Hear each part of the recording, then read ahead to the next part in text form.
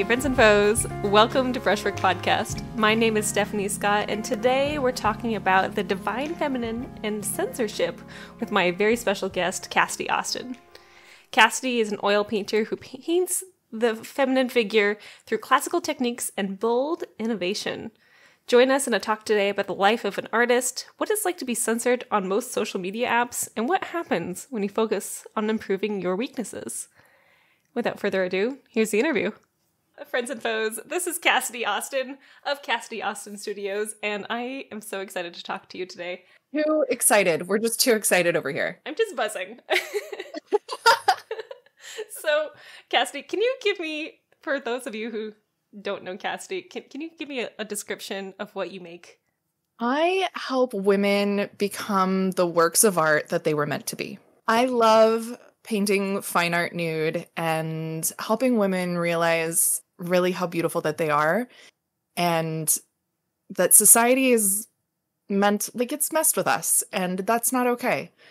And no matter what shape or skin color, whatever you are, you're beautiful and you deserve to be a work of art because you are one. So I like to paint ladies. Primarily oil paintings. I used to do acrylic back when I was younger, and one random day I had stopped painting for a while, came back into it, and for whatever reason I was just an oil painter all of a sudden. So yeah, primarily oil paintings, but I have been dabbling in some mixed media work as well. Cassidy has been doing this reclamation series lately, and your work is so cool. You've been doing some glow-in-the-dark or like blacklight paintings over older paintings you've made, and I love it. Can you tell me a little bit about that series? Of course. Oh, I love it. So I went through, it's kind of an interesting one.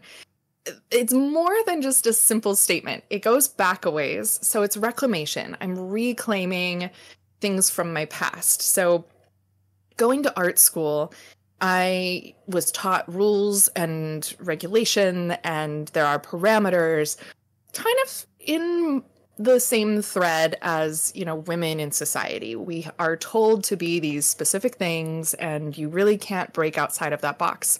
So I had all these old pieces that I had created through academia and just the last few years even, and they never resonated with me, but I felt like I needed to paint them. I was expected to create these pieces. And so I held on to them, but they never really were me. They never felt genuine. Mm-hmm. So reclamation started one day where I was looking at these beautiful, pristine new canvases in my studio, and I decided, well, I have these other ones. Why don't I just take them back? Why don't I reclaim them? Why don't I say, you know what? This is the way it's going to be. I'm taking control back. And I went over these pieces and I broke them. I do this thing where I like to break my paintings. I love that. And I took plaster, I took gesso, and just smothered them. And it was marvelous. It was very liberating. And then I created these women on top of that, smothered canvas, and reclaimed them to what I wanted them to be: more sensual, more colorful, more liberated. I started putting in some really interesting elements with glow in the dark and making them really fun and hiding hidden messages and creating pieces that were not just a work of art that you would see during the day. There's one that's the kind of the lead piece that I would say. She's very large.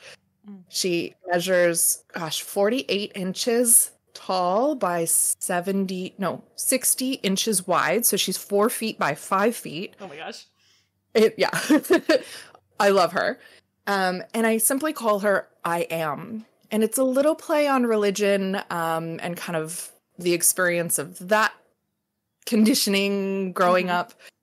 And I found this medium that was a glow in the dark, and I decided that I was going to write these hidden messages in it, and they were all affirmations, like very powerful statements. I am statements. I am enough.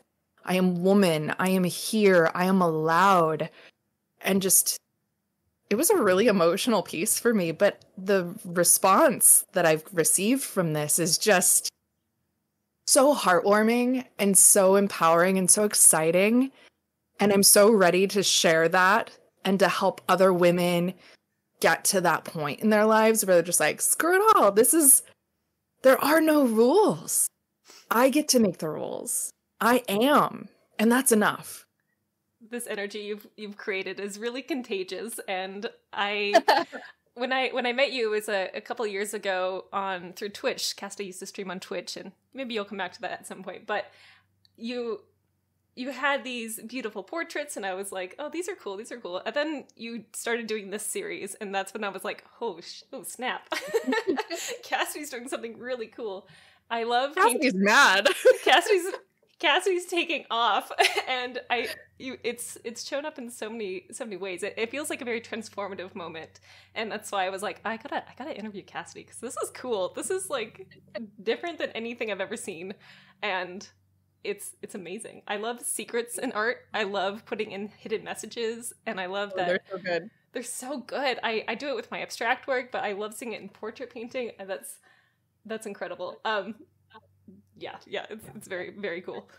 Can you tell me about what it took to become an artist for you? Like, what is your training like? But also, at what point in your life were you like, I want to do art all the time? Yeah, that is such a good question. And it's one of my favorites because it's probably the hardest one to answer. And I think this is the question that everyone asks themselves. Mm-hmm. And it's always like the stereotypical question. Like, there could be so many responses, and I feel like we as artists are like, oh my gosh, I have to have this incredible response. Like, it has to be this amazing, life-altering thing. For me, it wasn't. It was just when I was a little girl, you know how you get crayons and you play and you draw and you do colored pencils and things. I just never really stopped. And I remember being in middle school, and I decided that there was one extracurricular course, and it was an art course, and the professor retired the year I was supposed to be able to be eligible to take that class, and I cried. I was so upset. That's tragic. And it was very upsetting for like a little 12-year-old Cassidy. So high school rolls around, you get more electives, and I always ended up taking all the art classes. I took like introduction to web design, I took photography, animation. I just took all of them except for ceramics. I took every possible thing. I just didn't have enough time in my curriculum to do it. So it was always within me. It was always a safe space. It was always something that I felt comfortable doing. I didn't know that I wanted to be an artist. I just knew that those were the extracurriculars I wanted to do because I didn't play sports, and I didn't really do theater or band or anything like that. So in school, I was the artist. I was the nerdy one that just drew over in the corner. That's beautiful. But my parents were both very hands-on. My mother sewed a lot and crafted a lot when I was growing up. So I think it was just very natural for me to gravitate towards more creative endeavors in that sense. But there was a turning point. If I have like one of those epiphany moments, there was a moment where I was going to college for my art degree because it just felt like the most direct path. And I thought I was an adult, and so I dropped out of school. Oh my gosh. And yeah, went on my life, went on my merry little way, and had some situations occur. And things, some very traumatic for me, they were very pivotal in my life. And they're actually a big part of my story and why I am now creating and why I am an artist because of these traumatic events. And in that traumatic event, art pulled me out. So that was when I discovered oil paint, was in this moment in my life. And I got out of this situation and said, you know what, I'm going to go back to school. And the only thing that I know how to do is art. So I'm going to go back to school for art. Nice. And, right. And I had this passion for wanting to help women and getting them through what I went through and those traumatic relationships and wanting them to feel proud and powerful and being able to stand up for themselves.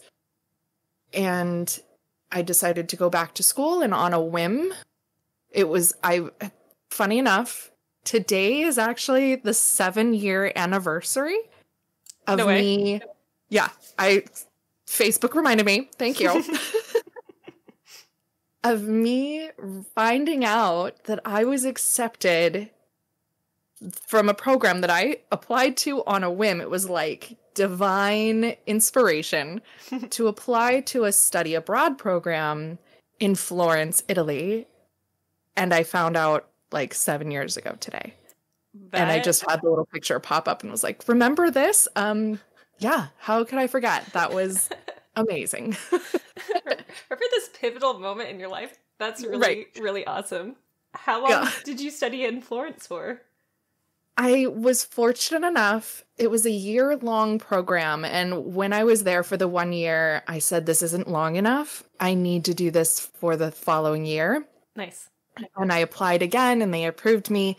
So I was able to go to school in Italy for 2 years. And I actually have more education in Italy than I do in the United States. It's funny how things like that happen. It's very interesting, but it's crazy. I still can't believe it happened. You must have a big love for Florence. It's such a beautiful city. We're not going to get into it because otherwise this podcast is just going to be me talking about Florence. That's incredible. You know, it's kind of funny. I also had a moment in my life where I went to Italy to study, and I did it for 2 summers in a row. Not 2 full years, but 2 summers. Really? And it changed the way I made art. And that's also a study. A story for another time. But oh my gosh, we need to do another one just about our trips to Italy. Maybe we should have a residency episode. I think that would be fun. Ooh. Yeah. Let's talk. That should be fun. Gosh, it must have been. I love when you do something on a whim, and you know it feels like very magic in a way, but it's also like you have to have the guts to apply. And you're like, it might be like 2 a.m. when I do this, but also something told me to do it. It was okay. Let me set the scene. Okay. I dropped out of school 10 years prior. I had 2 Fs on my transcript because I didn't understand what dropping out meant, and I didn't know that you had to withdraw. So my GPA was like a 1. Wow.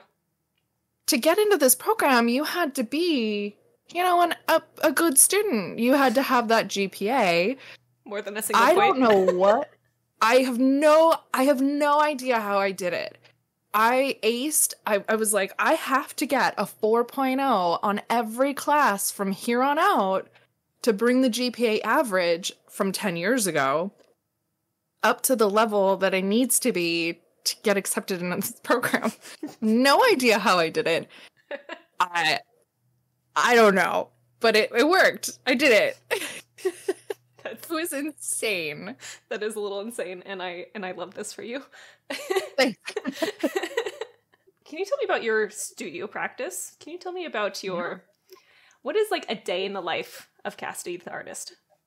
A day in the life. Yeah. I'm extremely fortunate to have a space now. When I first started out, technically it was kind of the same space. I'm in a 1-car garage. Nice. In my home, and I live with family. So doors aren't really a thing in the theoretical aspect of that. Like, people just walk in. They're not doors, they're portals. Right, yeah. So it started off with me making sure that I had boundaries. And I very slowly, my studio started off as a storage unit in the garage. And so I had these massive racks of shelves with like just boxes and storage. It was not conducive to creativity. It was not inspiring. It was very oppressive and overwhelming. So my studio practice started with me kind of setting those boundaries for people. And it's carried through to today. So what I start with, and it's almost like a schedule where we kind of work together. I know when people are going to be up in my family. So I do a lot of my admin work in the morning. So when I come into the studio, I am usually dealing with social media or marketing, my emails, things of that nature. And then when everyone's kind of gone for the day, which it's backwards, it ends up being in the evening when most people are gone. That's when I start to paint. So I will have my time where I'll turn my radio on, shut my door. I have a essential oil diffuser that I'll have going, and I'll put in whatever I feel I need for that day for inspiration. And I will paint from about 5 o'clock in the afternoon till about 8 o'clock in the evening. But everything else is literally admin from like 9 a.m. till 5. I understand my life. There's so much that goes on behind the scenes. Marketing, emails. It's a lot of work. It's funny. But I love it. It sounds like you spend more time doing the admin stuff than painting. I do. Yeah, I'm the same way. I have a very similar schedule as yours. I spend my mornings just doing emails, working on the website, doing social media. Exactly. And then I'm like, I might paint for 2 hours. That'll be fun. If I'm lucky, I'll get to it. It's like my treat because the way my mind works, I was recently diagnosed with ADHD in October of 2020.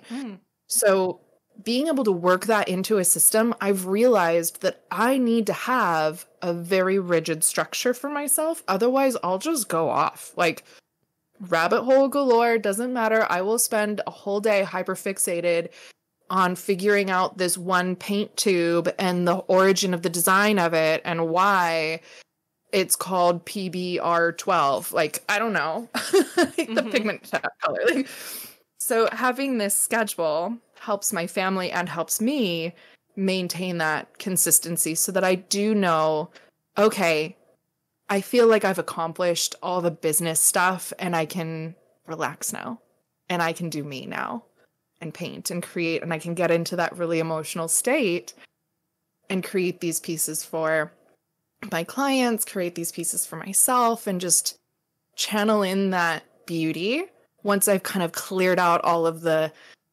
cobwebs of business, I would say. Yeah. I know this is a goal for me someday, and I'm wondering if it's a goal for you. Do you eventually hope to be able to hire someone to help you manage your social media? My gosh, you have no idea. It's a lot of work. Yes. I want to hire a virtual assistant, and that's what a gallery is, from my understanding. In the way that I perceive it, a gallery is the marketer, they kind of do the business side of things. So it's, if you are doing your own, you kind of take that role, and that is the admin side. That is the, 12-hour morning. Yeah. It would be very, very nice to have a virtual assistant. I was actually talking to someone who was with a gallery a couple months ago, and she's like, yeah, my gallery said they would do all that, but they do a lot less of that than I thought. And it was like a bucket of cold ice. I was like, oh no. Well, I guess it depends on who you pick and who picks you. But oh man, yes, an assistant would be very, very nice. What is one thing of the business side of your artistic practice that you really struggle with the most, but you've learned about and you've gotten better at? Consistency.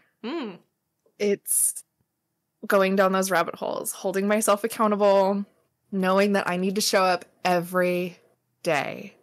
And that changes for every person. Yeah. What showing up for me is totally different than what showing up for you looks like. Or anyone else who's doing this. But for me, it means sitting in my studio. Like, I have to be here every day. What are some supports you've installed in your systems of your life that encourage that? Ooh. Like, do you have, alarms? Do you got, notes all over the place? Yeah. I don't know. I don't have alarms. I have, 25 journals that I'm notorious for buying and thinking it's going to be the life-saving godsend that's going to keep me on track, and then I set it down and forget about it. It's really funny. Yeah. It's pretty bad. I think it's the people in my life. It's my family. It's the individuals around me that I have an incredible support system. They're not directly supporting me, but they are aware of what my goals are. They know that this is my passion. They know that this is what I'm doing. And I have people that will take off some of the stress from me to help me facilitate my mind to be in this space to create. It sounds like they really respect your work, and that's very cool. It's very, something that has taken a lot of time, a lot of patience, and a lot of very honest conversations. Mm-hmm. Mm-hmm. What's some advice you would give a beginner painter who also has ADHD and wants to be a professional? There are no rules. There is no parameter. There is no right way to do anything. And that goes with the entirety of your existence in life. Everything that someone says, I'm going to speak in regard to art specifically because that's what we're talking about. But if someone says, you need to do it this way, you can't chase the form. You can't put a line around the body. It looks bad, quote unquote. No, it doesn't. There are no rules. Do whatever the hell you want. Have fun. Play. Explore. Make a mess. Make stuff that doesn't look good. Get dirty. Have fun. And just let it out. And don't put pressure on yourself to feel that you have to do anything. Just showing up for yourself is enough to start the ball rolling. But you have to show up. You gotta show up. That's getting into the studio is some of the hardest parts for some artists. And especially when I was a beginner, I was like, just get there. Like, just pick up a paintbrush and get there. Yep. Mm-hmm. So I was raised from, starting in high school that my professors hated it. I never came with a study. I never came with a sketch. I never had any concepts, no thumbnails, nothing for what I was doing. I just did it, and they hated it because it wasn't academic, right? Mm-hmm. It was just it was very intuitively led, and I still paint that way today. That's your brand now. Yeah. So there are no rules. Just as long as you show up, you know you the best, whether you know it or not. And I wish I could say that in clearer terms because it's very philosophical. Yeah, I wish I had a better way to say it. No, that was good. That was good. I feel like when you're trying to say something good to someone and you're like, just show up and stop taking yourself so seriously and remember to have fun. Gosh, the amount of years I forgot to have fun with art, it's too numerous. Oh man. I'm just now starting to have fun, and I've been doing this quote unquote since high school, and I'm 35. Mm-hmm. Mm-hmm. And I'm now starting to have fun. I'm now starting to say, fuck it. I'm just going to do whatever. This is going to be great. I'm going to play. I'm going to see what this does. I'm going to break my painting. It doesn't have to be pretty. I don't care. What are some projects that you're working on right now? We've already talked about your reclamation series, and you've been doing a lot of really beautiful portraits. Let me just say, like your commissions, they're nice. Thank you.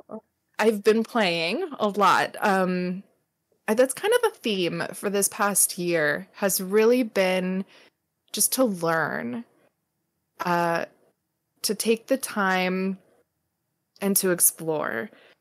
I'm trying to see what feels right, and I always feel like I'm a pendulum where I swing from one extreme of styles to another and then back again.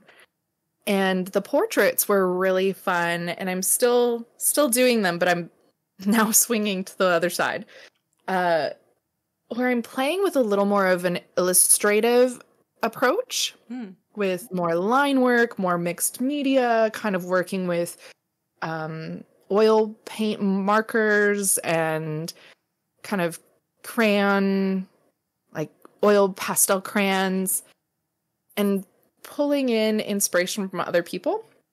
And so the whole series that I'm dealing with right now is really just play. It's just exploration and just allowing that freedom, that liberation to come through. I'm so excited to see what you create next. You have you have such skills, and you can really tell that you've been studying hard and you've been painting for a long time, and I love that now you get to really show off those skills you've built up and be able to make something that's, you know, outside of the realms of your previous imagination, and it's very, very, very cool. Thank you. It's, I think, one of the most exciting parts about being an artist, and you can't do this until you decide to let go. Mm-hmm. And once you get over that fear and you just start making work, just make it. And then you look back on the work that you've made during that period and you'll start to see a theme. You start to see how this piece bled or infiltrated or affected or inspired that piece. And then how that one merged into that one. And you can just go down the timeline and see. I just recently, with this play session that I'm in, took paper, tore up newspaper, put it down as a base, painted some portraits on it that kind of coincide with I am and the words and the hidden messages. So I'm putting affirmations on them. And I looked back and I realized I've done this before. Really? I did this back in 2007. And to see that thread, to make that connection, it's like, I'm in the right place. Like, this is so fulfilling as an artist. If someone is struggling and you don't know where you're going and you feel lost and you're floundering and not finding inspiration, but if you go back through and you look at what you've done in the past and you'll find those threads, it's so reaffirming and it helps you realize you really do know yourself and you really are on the perfect path. I totally second this. I look back into work I did even 3 or 4 years ago, and I'm like, oh, I can see the progression here. I can see where my thought process is going and the color stories are going, and it's very, very fun. Don't throw away all your old work. I mean, if you do throw it away, take pictures so you can go back and study it. I love looking back on old work and seeing it. It's so good. Do you ever look back at your beginner pieces and you're just like, aw, baby Cassidy. So cute. Yeah, I do. I just pulled out a binder that I had page protected. Oh my god. These old pieces from like 2002. Like I was in high school. I don't know. Yeah, very much. I definitely need to share them on social media and be like, look, this is where I was. It's totally, every stage is valid. Every stage is valid. Like, yeah. I tried to, I had to, at one point, like, change my thinking of, you know, this old piece that I did that was very, like, academic. I'm like, this isn't a bad drawing. This is someone who just really wants to learn. Mm-hmm. And it's good. But there's no right or wrong way. I was taught to draw a human figure, as a photograph. Mm-hmm. And for me, okay, sure, I can paint. Marvelous. I could take a picture of someone or have someone live and I can paint them and it looks like I took a picture. Great. For me, that just feels like we have this amazing technology. It's called a camera. It's beautiful. Why would I'm not talking bad on people who do hyperrealism because, oh my gosh, that's incredible. Yeah. But for me, I don't find that inspiring for myself to create it. And so when I see people who take the human body and kind of characterize it, they push the form a little, they make it not perfect, I'm just in awe. Like, oh my gosh. There's a quote by Picasso where I believe he said it took him 4 years to learn to paint like a master and then a lifetime to learn to paint like a child. Yeah. Something along those lines. And that's right, yeah. Now I 1000% agree. And I get that quote so deeply. It resonates. I can't wait to see what your art list is going to look like in another 10 years or 20 years. That's a lot of experience trying to be a kid. Let's go. Yeah. Yeah. I want to circle back to social media and branding. So yesterday I was looking up Cassidy on Instagram to send her a message to be like, hey, we're interviewing tomorrow. And I couldn't find her account. And I think this is a major issue with the kind of work that you make, but also any kind of work that shows, I don't know, a single nipple. Yes. Yeah. Is this a major problem for you? Does this happen? This is like... It is a major problem. Mm-hmm. And I have to admit, when you messaged me yesterday and you told me about this, my heart sunk a little. I believe it. It was like sad. Yeah, I've experienced it before and I've known about it. So what we're talking about is censorship. Mm-hmm. For people who are like, what? What's going on? So you called it soft censorship, right? Yeah. And I thought that was a brilliant way to put it because it's something I've never really thought about. It just kind of is with my art because I paint nudity. My nudity that I do work on is I like to say it's classy. I like to say it's very classy. Tasteful. Exactly. And it's just the body. It's just the human body in its raw beauty. And in living in Europe for 2 years, there's definitely a different perspective of the human form. Mm-hmm. And especially dealing with the public and sexuality and sensuality. Here in America, coming back, there was definitely a bit of a reverse culture shock. And it saddens me to hear from you reaching out yesterday about this soft censorship of my account, which was interesting because I just reached a milestone of 10K followers. Which is amazing. In a relatively short period of time. So it was like, it's interesting. Yeah. What happened was I was typing in Cassidy Austin Studios, which is her username on Instagram. And Cassidy has a couple of other accounts dedicated to clothing and her personal account. And those showed up. But Cassidy Austin Studios, which has 10K followers, would not show up on the list. And I had to go through her other accounts to even find her. And I've been following Cassidy for a long time. It's wild. And then you see your reels and stuff, and they have many, many, many, many views, and they're doing very, very well. And I'm like, this is aggravating. Yes, it doesn't make sense. I get it. I understand. And this prompted me to do a little bit of digging and soul searching yesterday. I actually took about an hour to just sit and kind of meditate on this and figure out, okay, do I still want to be painting nude? Because it feels like an uphill battle.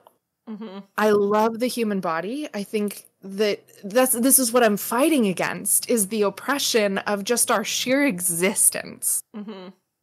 And it's overwhelming because I feel I'm one person, that self-defeating or imposter syndrome sneaks in and it's like, well, who am I to be... to do this? I'm just one person. But then I think, no, this is important because there are so many other women. I was shamed in my life, my real life, for my own body. I was shamed in art school for painting my own body. There was never an acceptance of it. And when my account finally reached the numbers that it did, I thought, oh, I had broken through this ceiling shadow ban. Yeah. Oh, I'm finally being seen, because there are other artists that paint fine art nude, and it's actually there are very specific platforms that I can be on. Yeah. Because of my content. I cannot be on TikTok. Mm-hmm. I cannot be on Twitch. There's a couple others, but I'm on Instagram because according to their terms of service, their TOS, they do allow artwork.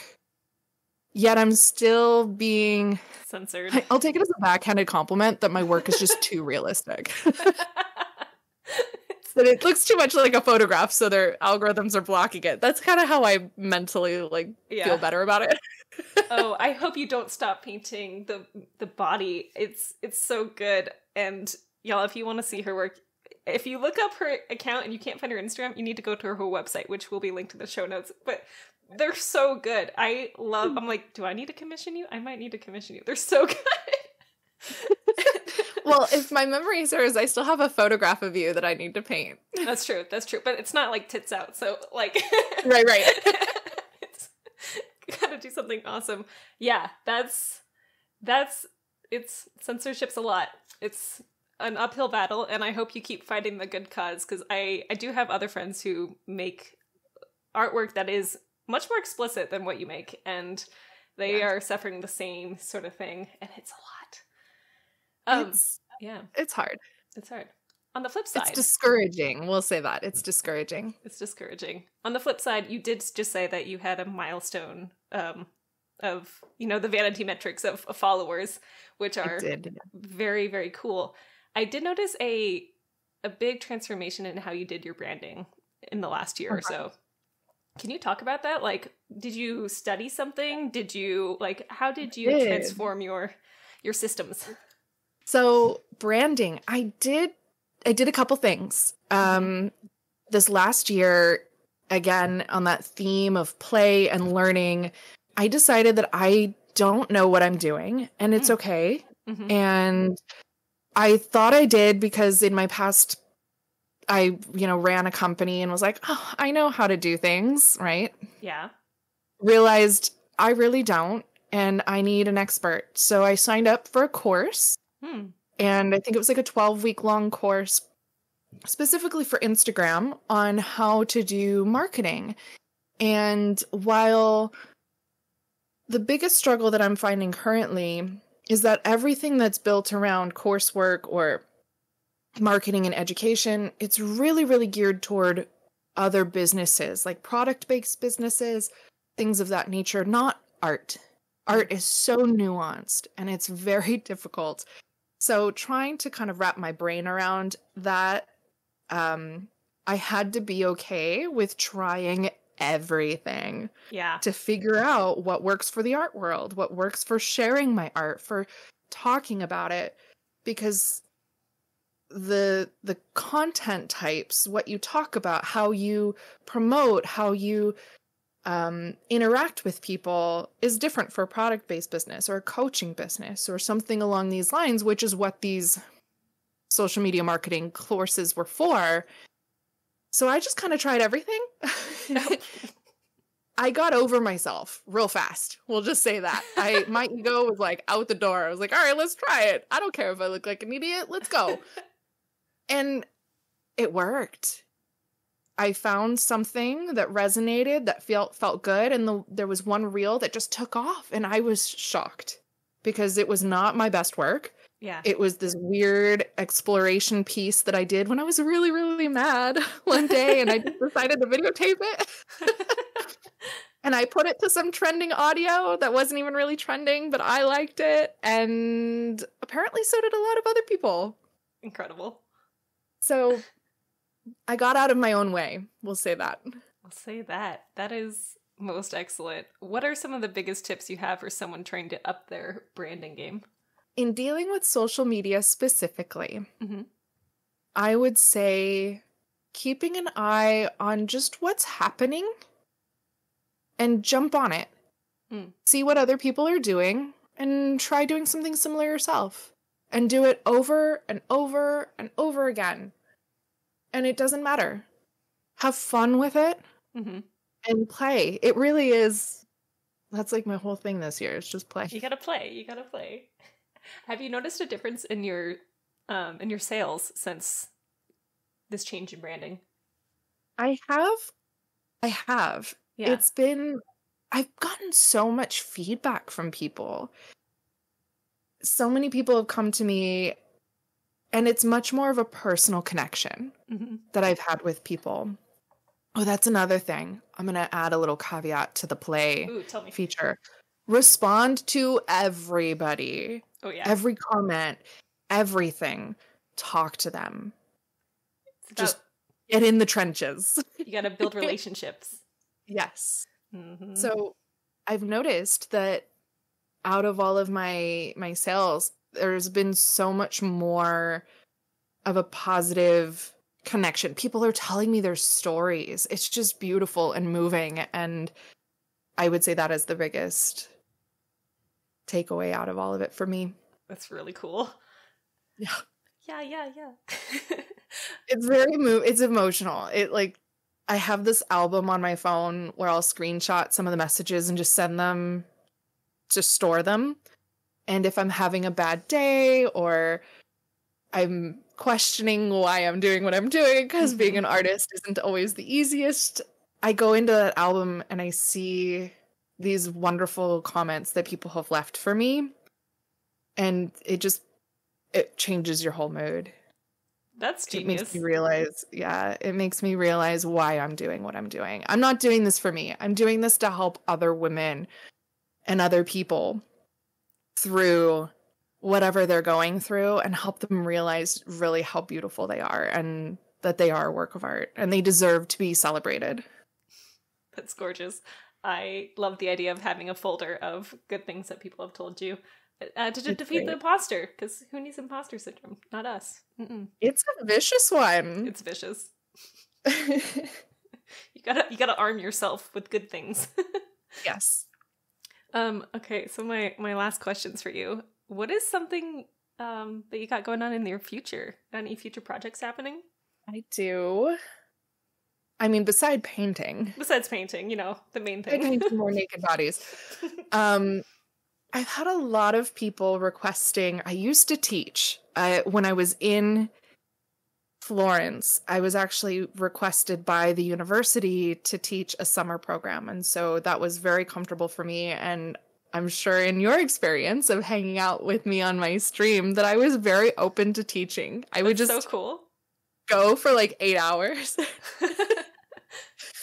I was really bad at boundaries. I'm still learning my own boundaries, but I love talking to people. I love supporting them and helping them find that inspiration because everyone is creative. Yeah. And if you say you're not, I want to help you find that. And I've had quite a few people who have requested, are you teaching again? Are you coaching? Please, I need you in my life. So I have decided that I will, ideally by the end of this year, be putting together a program, either coaching or teaching art or working with a little bit of that mindset and kind of art therapy and building that out. So that is this is the first little iteration of that. So I'm really excited about it. That's going to be so fun. All right. Y'all, if you want to learn from Cassidy, you should send her a DM or something and maybe she'll put you on a list. Yes, I do. I do have an email list that will be getting all the deets.